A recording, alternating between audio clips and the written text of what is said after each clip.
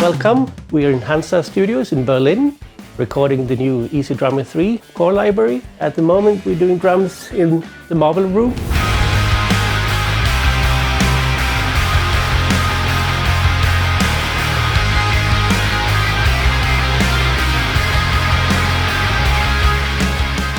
So first thing first, getting the room sounding great.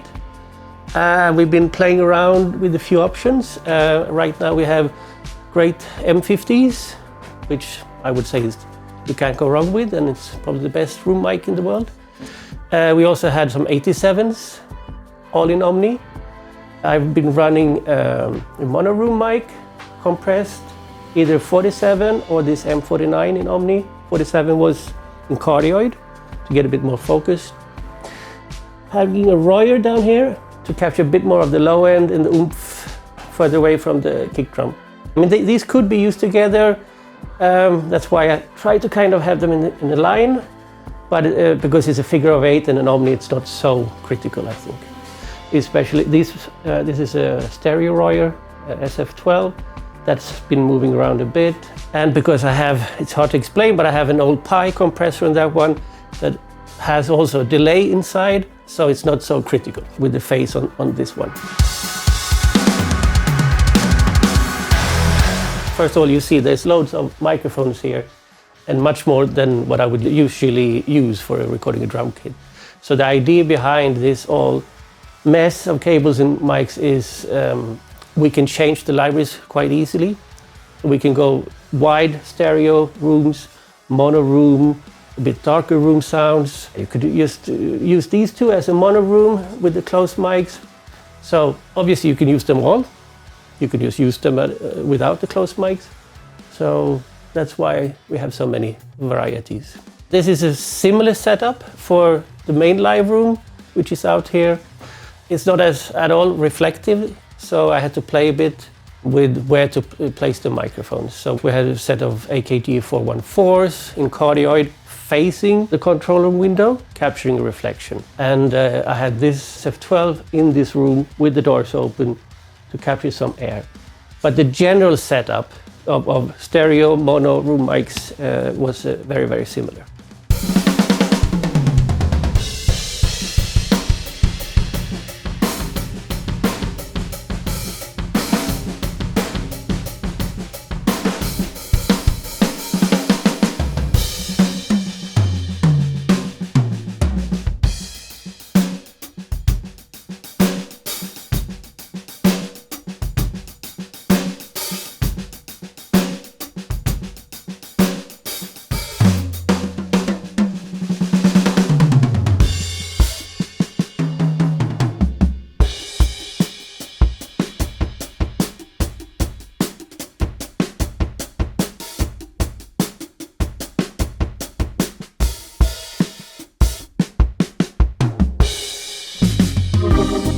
For closed mic options, we start with the bass drum here.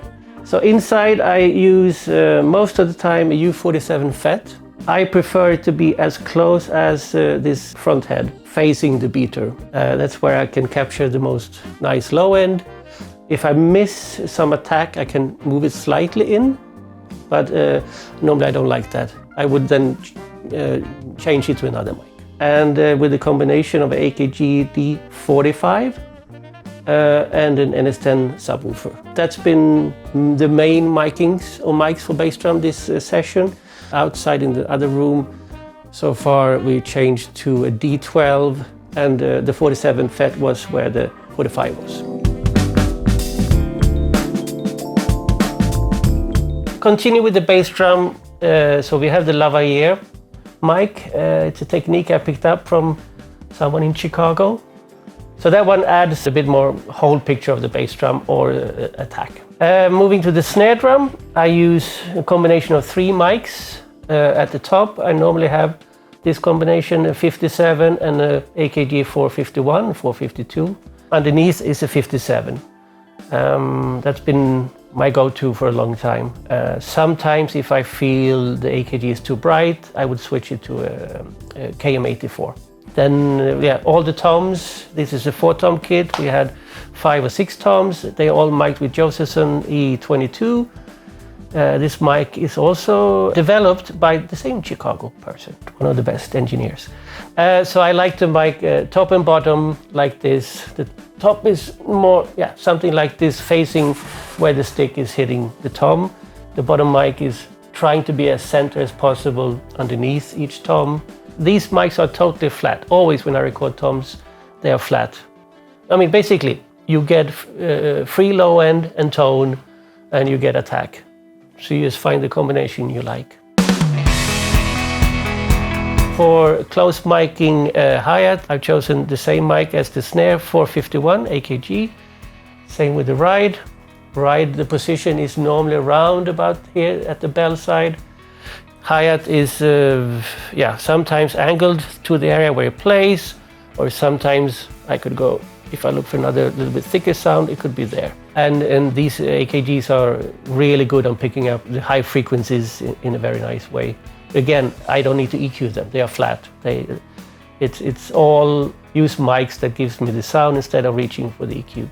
If you're in a quite splashy room like this, it's marble on the sides and the ceiling, wood on the floor. I like to try with the cymbals to get them out of the way of the presence in a snare drum or even a bass drum. If the attack is here on a snare, I don't want to have the cymbals interfere. And if I pick a brighter mic and a brighter cymbal, they will play up here in frequency range. It's like building a bit of a puzzle frequency-wise. Going back to the trash mic, or a lot of people has a lot of names for this baby. I use an Alltech salt shaker to spice up the kit. I try to have a little bit the same distance to the snare, to this tom, and where the bass drum is been hit. So for cymbal and overhead miking and kit sound, I've chosen these Mojave's 200A, I think they're called. They're the tube version, to explain how they sound if no one heard them. A little bit more as a modern U67 or 87. They don't get any EQ. I just love the way they pick up. They've been through the whole session my main overheads. I like this position because it doesn't get overheads too wide. I don't like when they're like making the drum kit super wide. That's not normally my style of recording. I had 2 different mono overheads mics. This is a new mic, Mojave MA37 tube. On some other kits we had an AKG D19, which is the old Beatles mic, or you've seen on Ringo. You see there is not on this kit, but on a few other occasions out in the other room. I have these Sound Deluxe 251 copies made by David Bock. They've been working a little bit to where we don't have the highest ceiling, but together with these, we kind of got a little bit more air around the kit. So we have that in a few occasions, and I've done a pre-mix that the blender I wanted to have. What else? We have a set of 67s, kind of inspiration of some 70s recordings. They have the same distance to the snare. With all these mic choices, the user can go from, the room mics, it can go really roomy, if you need that. If you turn them off, you could even turn, the Mojave's off, and you would just use the 67s with the kick and the snare drum. If you want a little bit more clear, definition, you can add that in, but that will give you a totally different view of the drum kit or sound immediately with just some mutes or solo. Normally, when I record a drum kit on an album, I don't have this many options. But for the library, we thought it was a great idea to give users, and also when I do presets, same drum kit, we can change it with just a few different choices, and it just goes from big, loud, mono, stereo, or very dry. So that's why we kind of double